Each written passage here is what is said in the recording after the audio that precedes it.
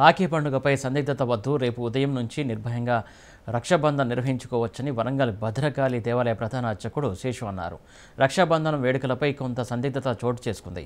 ఏ సమయంలో రక్షాబంధనం నిర్వహించుకోవాలి, మంచి రోజు ఉందా లేదా అనే అనేక అనుమానాలు ప్రజల్లో ఉన్న నేపథ్యంలో రేపు బేషుగ్గా రక్షాబంధన్ నిర్వహించుకోవచ్చంటున్న వరంగల్ శ్రీ భద్రకాళి దేవాలయ ప్రధాన అర్చకులు శేషుతో మా ప్రతినిధి సతీష్ ఫేస్ టు ఫేస్. దానికి ప్రతీకగా జరుపుకునేటువంటి రక్షాబంధన్ రేపు జరగబోతుంది. ఆ రక్షాబంధన్ వేడుకకు సంబంధించి కొంత సందిగ్ధత నెలకొంది. కొంతమంది పండితులు ఒక రకంగా, కొంతమంది పండితులు మరొక రకంగా చెప్తున్నటువంటి పరిస్థితి నెలకొంది. అసలు రక్షాబంధనం జరుపుకునేటువంటి సందర్భం ఏంటిది, అసలు ఎలా జరుపుకోవాలి, అసలు ఏమన్నా అవరోధాలు ఉన్నాయా అనేటువంటి విషయాన్ని మన వరంగల్ భద్రకాళి టెంపుల్ శేషయ్య గారు ఉన్నారు, ప్రధాన అర్చకులు. ఆయనతో మాట్లాడించేటువంటి ప్రయత్నం చేద్దాం. ఈ రక్షాబంధన్కు సంబంధించి కొంత సందిగ్ధత నెలకొన్నటువంటి నేపథ్యంలో దానికి సంబంధించి అసలు ఏం చెప్పదలుచుకున్నారు మీరు?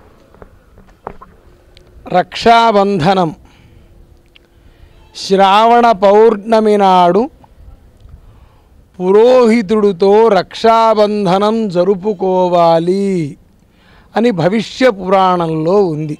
దీన్ని హిందీ వాళ్ళేమో అన్నా చెల్లెళ్ళ అనుబంధమని, ఆంధ్రాలో లేదు, తమిళనాడులో లేదు, ఇక్కడ ఏదో తెలంగాణలో, ఇది విభిన్నమైన సంస్కృతుల యొక్క సమ్మిళితమైన సంస్కృతి తెలంగాణది. ఎందుకు అంటే తెలంగాణ కొంచెం భాగం మహారాష్ట్రలో కలిసి ఉంటుంది, మనకు కన్నడ దేశం కలిసి ఉంటుంది, ఆంధ్రదేశం కలిసి ఉంటుంది. అందుకోసమే తెలంగాణ సంస్కృతి ఒక గొప్ప సంస్కృతి. తెలంగాణ ఆచార వ్యవహారాలు మన మణిప్రవాళ సంస్కృతి అని అంటారు. అంటే అన్ని భాషలతో సంబంధం ఉండి అన్ని భాషలకు ప్రతీకగా ఉన్న గొప్ప సంస్కృతి తెలంగాణ సంస్కృతి. వాస్తవంగా అన్నా చెల్లెల అనుబంధానికి ప్రతీక, లేకపోతే ఏదో ప్రతీక, ఏదో ఇవన్నీ సరే తర్వాత వచ్చినవి ప్రక్షిప్తాలివి. శాస్త్రం ఏం చెప్పింది అనేది ముఖ్యం. భవిష్య పురాణం రక్షాబంధనం శ్రావణ పౌర్ణమి నాడు పురోహితుడితో జరుపుకోవాలి అని ఉంది. అయితే పురోహితుడు జరుపుకోని లేని పరిస్థితిలో ఏం చేస్తారు అంటే అప్పుడు ఒక ముత్తైదువతోటి ఈ రక్షాబంధనం జరుపుకుంటారు. కాబట్టి మరి ఆ ముత్తైదువ మరి పురుషుణ్ణి పరస్త్రీ పరపురుషుణ్ణి ముట్టుకొని కట్టడం ఎట్లా అంటే పురుషుడికి అయితే భార్య, లేకపోతే అన్న చెల్లె పెళ్ళైన వాళ్ళు కట్టేవాళ్ళు, ఇట్లా నడుస్తూ ఉన్నది. కానీ వాస్తవంగా పురోహితుడితో ఏనబద్ధో బలీరాజా దానవేంద్రో మహాబల తేనత్వామహం బధ్నామి రక్షేమాచలమాచల అని పురోహితుడు మంత్రం చెప్పి కట్టాలి అని శాస్త్రం చెప్తోంది. సరే, మొత్తానికి ఏదో రకరకాలుగా ఆచారాలు మారుతూ దానికి అన్నా చెల్లెల అనుబంధమని, పురుషోత్తముడికి ఆయన భార్య రాఖీ కట్టిందని ఇవన్నీ కథలు ఇవన్నీ వస్తూ ఉన్నాయి. శాస్త్రం అయితే పురోహితుడితో కట్టించుకోమని ఉన్నది. అంటే ఈ రక్షాబంధనానికి సంబంధించి ఇప్పుడు ఒక సమయానికి జరుపుకోవాలి, మరొక సమయానికి జరుపుకోకూడదు, ఈ సమయంలో దుర్ముహూర్తం ఉంది అంటూ చెప్తూ ఉన్నారు. అంటే రాత్రి వేళలో కట్టుకోవాలి, ఉదయంలో ఈ సమయం వరకే కట్టుకోవాలని కొన్ని అపోహలు వస్తూ ఉన్నాయి. దాని మీద మీరేం చెప్తారు? రక్షాబంధనం అనేది మధ్యాహ్నం వరకే కట్టుకోవాలి. ఏది సూర్యోదయ ప్రభృతి మధ్యాహ్నం మటుకు ఈ రక్షాబంధనం చేసుకోవాలి. రేపు సూర్యోదయానికి పౌర్ణమి ఉన్నది, రేపటి నుంచి రేపు మధ్యాహ్నంలోపు ఎప్పుడైనా కట్టుకోవచ్చు. వర్జం లేకుండా చూసుకోవాలి. మళ్ళీ కొన్నిటికి అపరాహ్న వ్యాప్తమై ఉండాలి. గణపతి చవితి ఉన్నది, ఆ చవితి అనేది అపరాహ్న వ్యాప్తమై ఉండాలి, మధ్యాహ్న వ్యాప్తి అయి ఉండాలి. ఇట్లా కొన్ని నియమాలు ఉన్నాయి. అంటే ఎలాంటి నిబంధన లేకుండా రేపు పౌర్ణమి స్టార్ట్ అయిన తర్వాత మధ్యాహ్నం వరకు ఆనందంగా కట్టుకోవచ్చు. రేపు సాయంత్రం వరకు పౌర్ణమి కింద లెక్కే.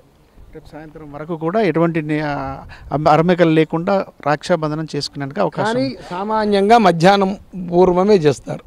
ఎందుకోసం మన తెలుగు పండుగలకు సంబంధించి ఈ సందిగ్ధత ప్రతిసారి దసరా విషయంలో కావచ్చు, రక్షాబంధనం విషయంలో కావచ్చు, తర్వాత ఈ వినాయక చవితి విషయంలో కావచ్చు, ప్రతిసారి ఎందుకోసం ఈ సందిగ్ధత అనేటువంటిది కనబడుతుంది? సందిగ్ధత అనేది అంటే ఇప్పుడు కృష్ణాష్టమి ఉన్నది, కృష్ణ జన్మోత్సవం ఉన్నది.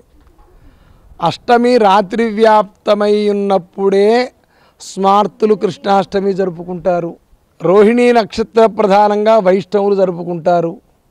సందిగ్ధత ఏమీ లేదు. వారి వారి సంప్రదాయాల ప్రకారం కృష్ణ జన్మోత్సవం ఏనాడు జరుపుకోవాలి, కృష్ణాష్టమి వ్రతం ఏనాడు చేయాలి, ఎట్లా చేయాలి శాస్త్రాలు క్లియర్గా చెప్పాయి. మిడిమిడి జ్ఞానంతో ఉన్న వాళ్ళని ప్రతి వాళ్ళను అడుగుతారు, వాళ్ళు ఏదో చెప్తూ ఉంటారు, వీళ్ళు ఏదో మాట్లాడుకుంటూ ఉంటారు. కానీ మనకు జగద్గురు శంకరాచార్య పీఠం దక్షిణాంనాయ శృంగేరి శారదా పీఠం అనేది ఒకటి ఉన్నది, శంకరాచార్యులు స్థాపించింది. వాళ్ళు మన ప్రతి దానికి క్లారిటీ ఇస్తున్నారు. మనకు గడబళ్ళు లేవు. పాండిత్యాతిశయంతో కొంతమంది, మిడిమిడి జ్ఞానంతో కొంతమంది ఏవో మాట్లాడుతూ ఏవో ప్రజలను తప్పుదారి పట్టిస్తూ ఉంటారు వాళ్ళ యొక్క ఐడెంటిటీని స్థాపించుకోవడానికి. రక్షాబంధనం విశిష్టత ఏంటి, అసలు ఈ రక్షాబంధనం ఎందుకోసం నిర్వహించుకోవాలి? ఆనాడు రక్షాబంధనం చేసుకోమని చెప్పారు శాస్త్రంలో, భవిష్య పురాణంలో. దీని గురించి ఎక్కువగా చర్చ చెయ్యలేదు అక్కడ. ఎందుకంటే ఆయుష్ కోసం రక్షాబంధనం చేసుకోవాలి అని శాస్త్రం. దీర్ఘమైన ఆయుష్. ఎందుకు దీర్ఘమైన ఆయుష్ ఉండాలి?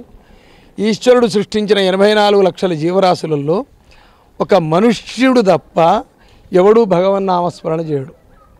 మనుష్య జన్మకు పరమార్థం ముక్తి, కలవు స్మరణాన్ముక్తి. శ్రీరామ జయ రామ జయ జయ రామ అని ఎన్ని ఏళ్ళు ఎక్కువ బతికుంటే అంత ఎక్కువగా జపం చేయగలరు. అందుకోసం దీర్ఘమైన ఆయుష్ కావాలి.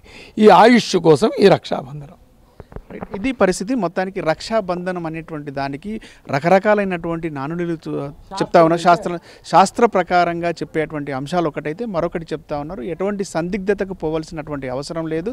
రేపు ఉదయం పౌర్ణమి స్టార్ట్ అయిన తర్వాత మధ్యాహ్నం వరకు పౌర్ణమి ఉన్నంత సమయంలో ఎప్పుడైనా రక్షాబంధనం చేసుకోవచ్చని ప్రధాన ఆచార్యులు శేష్ గారు చెప్తా ఉన్నారు. కెమెరా పర్సన్ భిక్షపత్తో సతీష్ రాజ్ న్యూస్, వరంగల్.